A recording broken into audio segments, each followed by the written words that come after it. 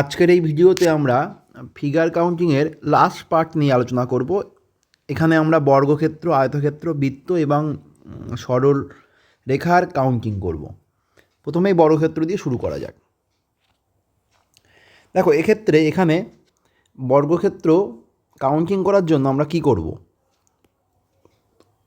এখানে একটি, দুটি এবং দুটি এভাবে বর্গক্ষেত্র দেওয়া আছে। তাহলে ম্যাক্সিমাম কতগুলি আছে? রো বা কলম দুটি।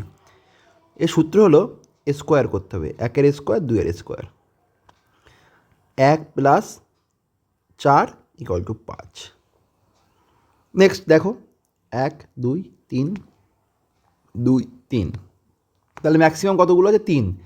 একের স্কোয়ার, দুইয়ের স্কোয়ার, তিনের স্কোয়ার, অর্থাৎ 1 + 4 + 9। 9 আর 4 13, আর 1 14। বোঝা গেল? নেক্সট দেখো, 1 2 3 4 5 6, 2 3 4 5 6, দুই দিকে 6 আছে, কোনো সমস্যা নেই। এখানে কী হবে? একের স্কোয়ার, দুইয়ের স্কোয়ার, তিনের স্কোয়ার, চারের স্কোয়ার, পাঁচের স্কোয়ার, ছয়ের স্কোয়ার। 1 2-এর স্কোয়ার করলে 4, 3-এর স্কোয়ার করলে 9, 4-এর স্কোয়ার করলে 16, 5-এর স্কোয়ার করলে 25, 6-এর স্কোয়ার করলে 36। যদি আমরা যোগ করি, 4 আর 1 5, 9 আর 5 14, 14 আর 6 20, আর 5 25, 25 আর 6 31, 1 হাতে 3, 3 আর 3 6, 7 8 9, 91 হবে উত্তর। দেখো, এই যে আমরা তিনটে প্রবলেম সলভ করলাম, এক্ষেত্রে যতগুলো রো ছিল, রো বলতে কোনগুলো? যেগুলো এরকমভাবে থাকে, এগুলো রো, আর এগুলো হলো কলম, লম্বালম্বি। যতগুলো রো ছিল ততগুলো কলম। সেক্ষেত্রে আমরা এই সূত্র কাজে লাগাচ্ছি।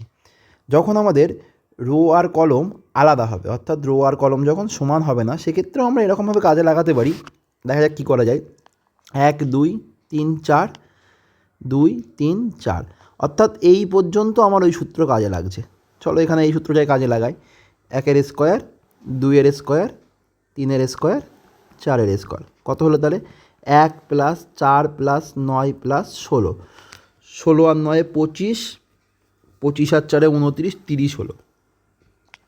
আর এখানে দেখো, এই একটি এক্সট্রা রো পড়ে আছে। এর ক্ষেত্রে আমরা কি করব? 1 2 3 4 এটাকে যোগ করে দেবো। দেখা গেলো 1 + 2 + 3 + 4, অর্থাৎ 4 আর 3 7, আর 2 9 আর 10, অর্থাৎ এখান থেকে 10 পেলাম। তাহলে মোট আমার উত্তর হবে 30 + 10 40 হবে আমাদের উত্তর। আশা করি বুঝতে পেরেছো। যদি বুঝতে না পারো তাহলে পরের প্রবলেমটা দেখো। দেখো, এক্ষেত্রে 1 2 3 4 5, 2 3 4 5, অর্থাৎ এই পর্যন্ত আমরা আগের সূত্রটাই কাজে লাগাবো। বোঝা গেল? কী সূত্র কাজে লাগাবো? সেই একের স্কোয়ার, দুইয়ের স্কোয়ার, তিনের স্কোয়ার, চারের স্কোয়ার, পাঁচের স্কোয়ার। 5-এর স্কোয়ার পর্যন্ত কত উত্তর হচ্ছে আমাদের? 1 + 4 + 9 + 16 + 25। বোঝা গেল? 5 আর 9 14, আর 6 20, 25-এর 5, দেখো ঠিক করলাম। 4 আর 1 5, আর 9 14, 14 আর 6 20, আর 5 25-এর 5, হাতে 2, 2 আর 2 4, আর 1 5, 55 হলো। অর্থাৎ এই যে আমরা রেড কালার দিয়ে বাউন্ডারি করে দিলাম, এখানে 55। বাদ বাকি কতগুলো আছে দেখি। বাদ বাকি যদি আমরা দেখি, তাহলে এক্ষেত্রে 1 2 3 4 5, এই 5-এর জন্য কত হবে? আমরা এগুলোর জন্য কি বলেছি? 1 + 2 + 3 + 4 + 5 যোগ করে দেবো। তাহলে এখানে কত হচ্ছে? এটা যোগ করে দিলে 5 আর 4 9, 10 11 12 13 14 15টা আছে। তাহলে এরকম করে যদি আমরা দেখি, তাহলে এখানে 15টা আছে, এই ঘরে 15টা আছে, এই ঘরে 15টা পাবো, এখানে 15টা পাবো, এখানে 15টা পাবো, এখানে 15টা পাবো, এখানে হলো 15টা পাবো। তাহলে মোট কতগুলো আছে? 1টা 2টো 3টে 4টে 5টা 6টা 7টা। 15 × 7, 7 15 105। 105 আমরা এখান থেকে পাচ্ছি, আর এদিকে আমরা পাচ্ছি কতগুলো? 55টা। বোঝা গেল? তাহলে মোট আমাদের এখানে হচ্ছে 160। 160 হলে এখানে আমাদের বর্গক্ষেত্র আছে। বোঝা গেল? পরীক্ষায় এত বড় আসবে না, ঠিক আছে? নেক্সট দেখো, একটু অন্য রকমের বলতে যদি দেখি এখানে কতগুলো আছে। ফার্স্টে আমরা ভিতরে, আমরা যদি ধরে নিই যে ভিতরের এই যে অংশটা, এটা ফার্স্টে ধরে নাও যে এরকম কিছু অংশ আমাদের নেই, ঠিক আছে? মেন নর্মাল যেমন করেছি সেই সূত্র দিয়ে করে দেখো আগে কি হয়। 1 2 3 4, 2 3 4, 4 মানে কি 1 এর স্কোয়ার, 2 এর স্কোয়ার, 3 এর স্কোয়ার, 4 এর স্কোয়ার। তাহলে কত হলো 1 + 4 + 9 + 16, 16 আর 9 25, 30। ওকে, 30 যদি হয়, দেখো মাঝে এবার কতগুলো আছে, মাঝে একটি, দুটি, তিনটি, চারটি, আর বড় একটা ত্রিভুজ নিজে চতুর্ভুজ বড় একটি বর্গক্ষেত্র। তাহলে মাঝে কতগুলো আছে, 5টা। এই একটি, দুটি, তিনটি, চারটি, আর টোটাল বড় একটি, 5টি। তাহলে 5 যোগ করলে কত হবে, 35 হবে আমাদের উত্তর। ওকে, চলো এই যে টাইপটা, এটা পরীক্ষায় আসে এরকম। হ্যাঁ, আমরা যদি ছোট একটি খণ্ড দিয়ে ভাবি যে এখানে কতগুলো ত্রিভুজ আছে, দেখো এখানে মোট 5টা ত্রিভুজ আছে। কেন, 1 আর 2, 1 এর স্কোয়ার 2 এর স্কোয়ার করলে কতগুলো হলো, 5টা। তাহলে এই খণ্ডের ভিতরে কতগুলো আছে, 5টা। এই বাইরে এর ভিতরে কতগুলো আছে, 5টা। তাহলে মোট আমার এই একটা বক্সের ভিতরে 5টা আছে, বাইরে যতগুলো এরিয়া আমি আলাদা করে ভাগ করবো তত গুণ হয়ে যাবে। তাহলে 5 আর 5 10টা হলো। ঠিক এক্ষেত্রে কতগুলো আছে, দেখো এখানে কতগুলো আছে, 5টা। কতগুলো, 5টা। তাহলে এই দাগের জন্য আরও 5টা হবে, এই দাগের জন্য আরও 5টা হবে, এই দাগের জন্য আরও কতগুলো হবে, 5টা হবে। অর্থাৎ 5 হলো আমার এই রকম ফিগার হলেই 5 হবে, আর বাইরে যতগুলো বাউন্ডারি আছে, 1 2 3 4। তাহলে 4 5 কত হলো, 20। 20 হলো আমাদের উত্তর। বুঝা গেল? যদি কেউ না বুঝতে পারে থাকো, তাহলে তাদের জন্য একটি প্রবলেম আমি আরও এক্সট্রা দিচ্ছি। দেখো ধরো এরকম প্রবলেম দেয়, এখানে কতগুলো থাকবে বলো দেখি।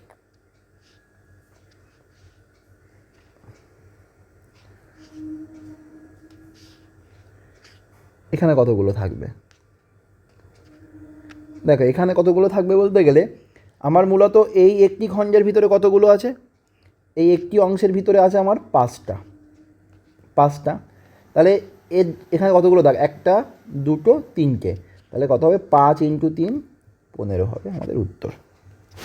নেক্সট চলে আসো এখানে। এখানে আমরা দেখি আমাদের এখানে কতগুলো আছে, 5টা। এখানে কতগুলো আছে, 5টা। এখানে কতগুলো আছে, 5টা। এখানে কতগুলো আছে, 5টা। এবার আমরা নর্মাল যে সূত্র কাজে লাগে সেই সূত্রটা কাজে লাগিয়ে আমরা ভিতরেরগুলো কাউন্ট করব। 1 2 3 4, 2 3 4। তাহলে এই পর্যন্ত একটি বর্গক্ষেত্র আমাদের যেমন সূত্র কাজে লাগে সেই সূত্রটা কাজে লাগাচ্ছি। 1 এর স্কোয়ার, 2 এর স্কোয়ার, 3 এর স্কোয়ার, 4 এর স্কোয়ার। 1 + 4 + 9 + 16, 16 আর 9 25, 30 পেলাম আমরা এখান থেকে। 30, আর এখান থেকে 5 5 5 5 করে কতগুলো পেলাম আমরা এখান থেকে পেলাম 20টা। এখানেই কিন্তু শেষ হলো না, দেখো আমাদের কিন্তু এই অংশটা বাদ পড়ে রইলো। মানে এটা কিন্তু 5 × 4 বর্গক্ষেত্র, আমরা 4 × 4 ক্যালকুলেশন করে 30 পেয়েছি। তাহলে এই যে একটা খণ্ড কিন্তু আমাদের পড়ে আছে নর্মালি, এখানে কত 1 2 3 4, এটাকে আমরা কী করি, নর্মালি যোগ করি 1 2 3 4। তাহলে এখান থেকে কত পেলাম আমরা, 10 পেলাম। তাহলে মোট আমাদের উত্তর হবে কত, 30 + 20 + 10 60। ওকে, চলো নেক্সট চলে যাই।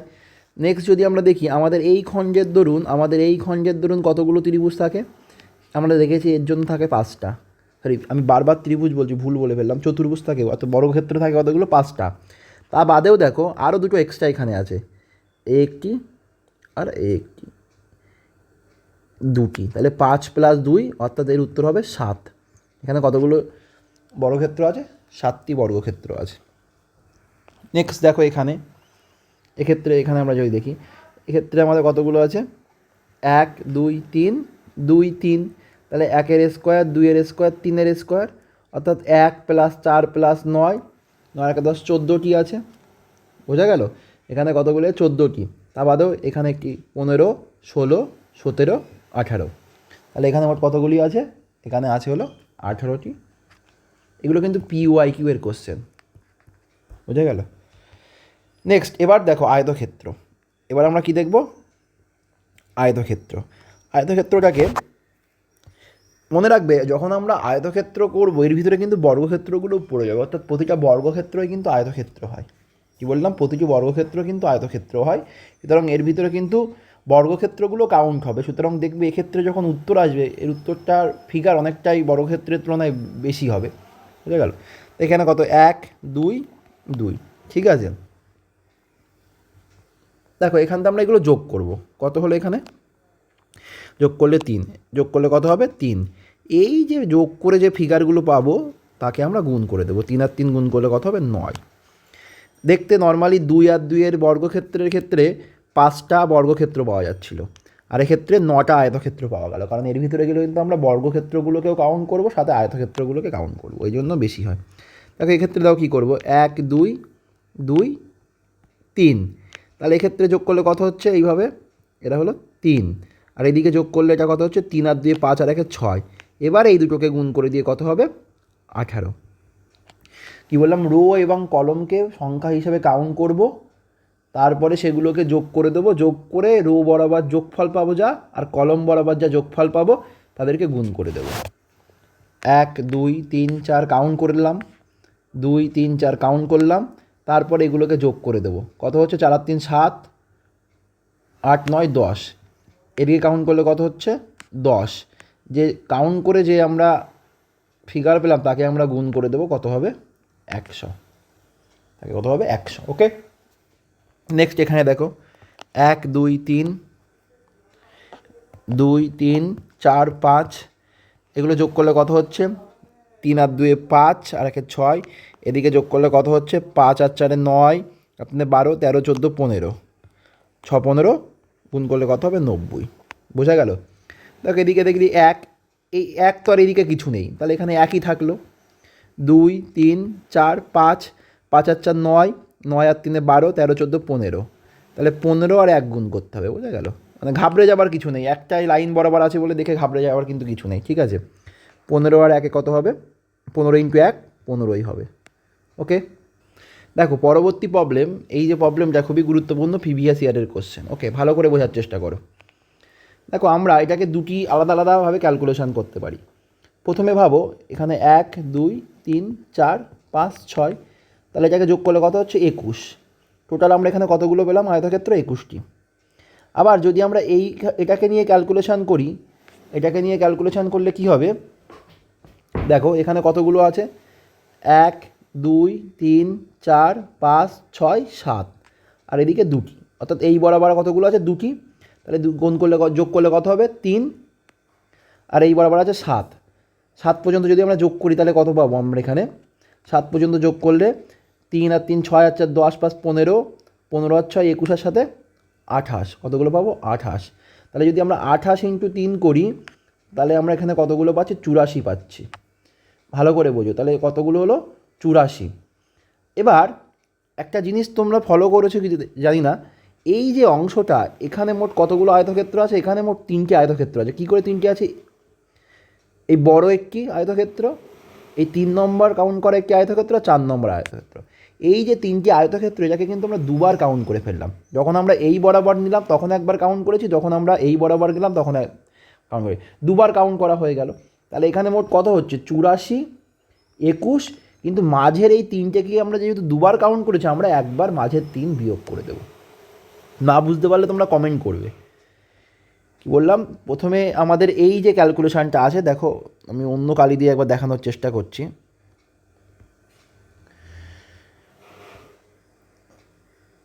দেখো মাঝের আমরা এই বরাবর একবার কাউন্ট করলাম, এই বরাবর কাউন্ট করলাম, লাস্টের এখান থেকে 21 পেলাম, আর এই কলম বরাবর এখানে আমরা পেলাম কত 84। কিন্তু মাঝের এই অংশটা আমাদের 3টে যে আয়তক্ষেত্র আছে সেই 3টেকে আমরা দুবার কাউন্ট করে ফেলেছি, সেই জন্য টোটাল থেকে আমরা 3টে বিয়োগ করব। তোমরা যদি ক্যালকুলেশন করো 84 বিন তোমার 105, 105 থেকে 3 বাদ দিলে 102 হবে এখানে আয়তক্ষেত্রের সংখ্যা। নেক্সট চলো শেষের দিকে চলে এসে বৃত্তের ক্ষেত্রে কোনো আলাদা করে সূত্র বা ফর্মুলা মনে রাখার দরকার নেই, চোখে দেখেই কাউন্টিং করতে হবে।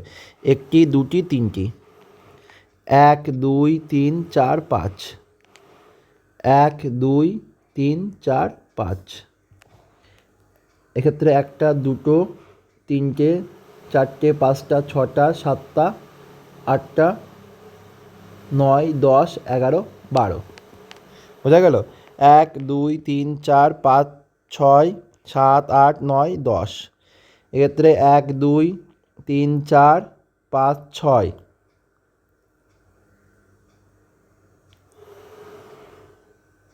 ঠিক আছে 6টি আছে, 6টি ঠিক করলাম কি না, এখানে তোমার হবে হলো 7টি। ভালো করে দেখো এই মাঝের এখানে কতগুলো আছে? 3টি, আর এদিকে 2টি করে, 4টি, মোট 7টি হবে এখানে। এখানে দেখো 1 2 3 4 5 6 7 8। নেক্সট বৃত্ত এগুলোই দেখবে, এরকম যা আসবে তোমাদের সরাসরি কাউন্ট করতে হবে। লাইনের ক্ষেত্রে দেখো একটা কথা মনে রাখবে, মিনিমাম কতগুলো লাইন লাগবে। লাইনের ক্ষেত্রে দেখো, লাইন যখন কাউন্ট করবে, যখন অনুভূমিকভাবে কাউন্ট করবে সেগুলো এক পরপর কাউন্ট করে নেবে, যখন ভার্টিক্যালি কাউন্ট করবে উলম্বভাবে তখন সেগুলোকে কাউন্ট করে নেবে, আর যখন ইনক্লাইনগুলো কাউন্ট করবে সেইগুলো পরপর কাউন্ট করবে, ঠিক আছে? না হলে কিন্তু একই লাইন দুবার কাউন্ট হয়ে যেতে পারে। দেখো এই ক্ষেত্রে কতগুলো হবে? 1টি, 2টি, 3টি, তারপর 4 5, নেক্সট 6 7 8 9, 9টি লাইন এখানে থাকবে। বোঝা যাচ্ছে? নেক্সট তারপরেরটা দেখো, 1 2 3 4 5 6 7 8 9 10 11 12 13 14, এখানে 14টি লাইন আছে। ঠিক আছে, মোটামুটি কাউন্টিং ফিগার এখানেই আমাদের শেষ হচ্ছে। দেখা হবে পরবর্তী ভিডিওতে অন্য কোনো টপিক নিয়ে।